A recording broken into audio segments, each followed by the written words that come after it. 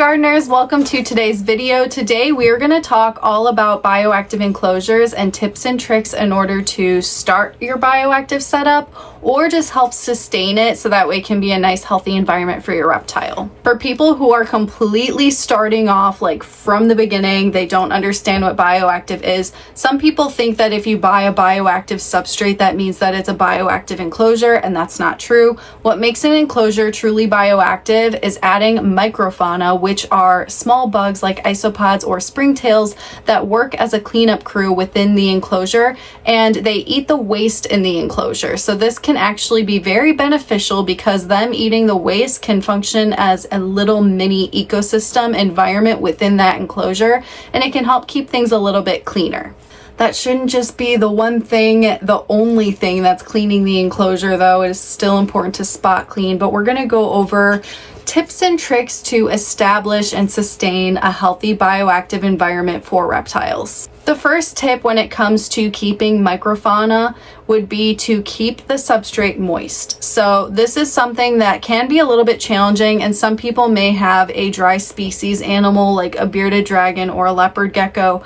There are different species of isopods, and some of them can handle a drier substrate more than others, so that would be something to look into. But for the most part, they're going to require moisture when you're doing any type of bioactive substrate. So that's why it's important to make sure that you're picking a substrate that can really hold in that moisture. However, you don't want it to be sopping wet either, because that can cause a really unhealthy environment for the reptile.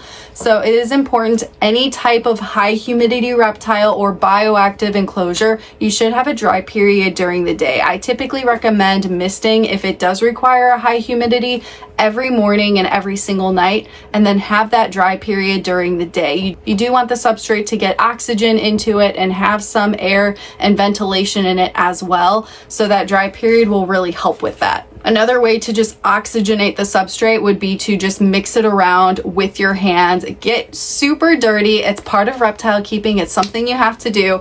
But the dry period will typically make the top part dry, and then there will be cooler, more moist pockets underneath, and it's good to mix that up from time to time. Another thing that can help with this is providing a drainage layer. You can get little drainage balls that you can put at the bottom of your substrate. This will help with plants as well, because you don't want the enclosure to be sopping wet, so that drainage layer will allow the water to go straight to the bottom.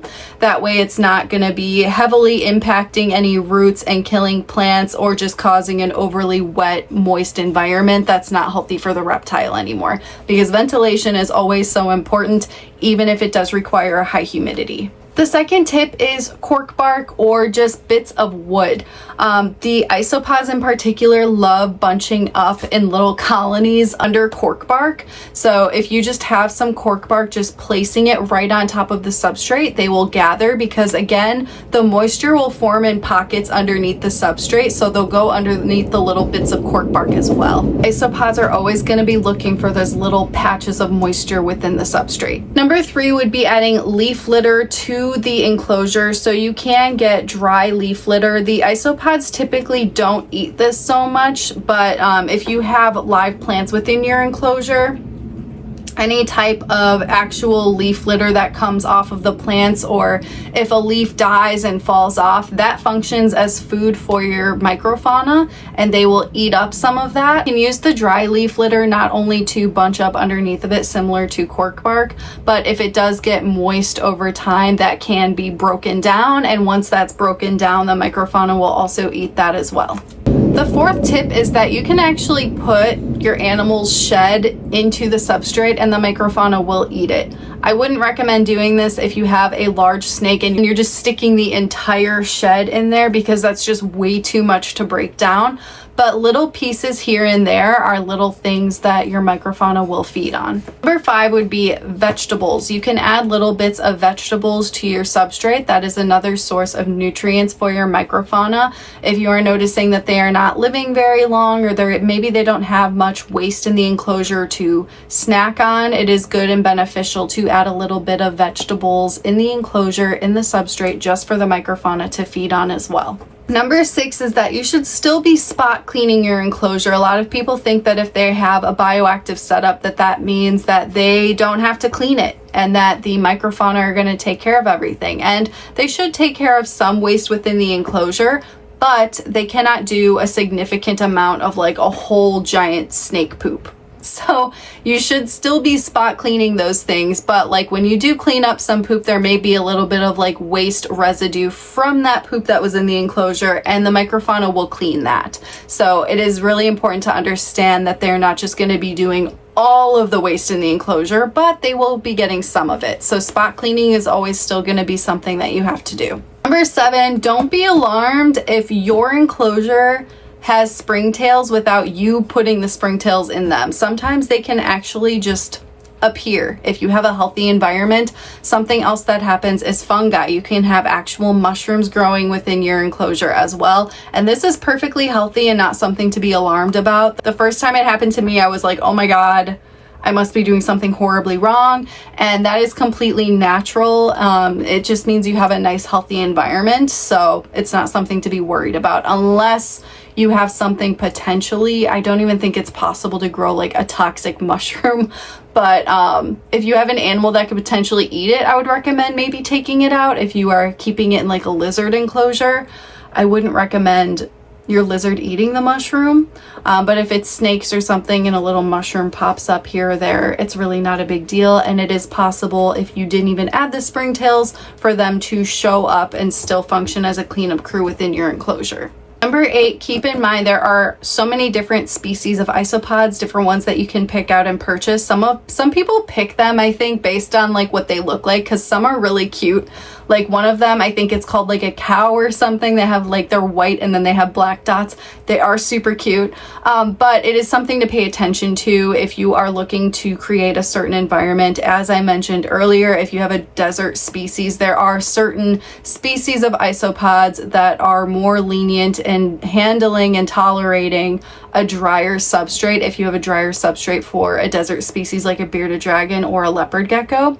But if you are keeping something that's very tropical and humid, most isopods do very well with all of that moisture. So you just kind of have to pay attention to the species if you are looking to get one that can tolerate dry periods a little bit more often when you have a dry reptile that you're trying to keep bioactive. Number 9, avoid dusty substrate. This is not going to be helpful for microfauna whatsoever. It's also just not very good at holding moisture for humidity in the reptile enclosure. So I think Eco Earth is what it's called, and Eco Earth can be okay, but it has to be mixed with something else. Eco Earth by itself is just super dusty. It's not possible for reptiles to build burrows into, and it's just not thick. You want something that has more substance, is thick. It's something that will clump up if you play with it, not something that's just gonna fall apart. You want something that can really retain moisture. I really love Josh's Frog's bio bedding. It's really thick. It has a drainage layer included into it, and it's super great for establishing microfauna. So if you want to go bioactive, Josh's Frog's bio bedding is highly recommended, and I love it. Number 10 would be if you are adding live plants, which live plants are going to be so good for microfauna because again, they're going to eat any of the waste from the plants as well. But if you are keeping the live plants, it's very important to make sure that you are removing any fertilizer or pesticide, those little green or white things that come like in the potted plant. You want to remove all of that before planting it in your reptile enclosure because you don't want microfauna trying to feed on that because it's poison. So that's not going to be good for your microfauna either.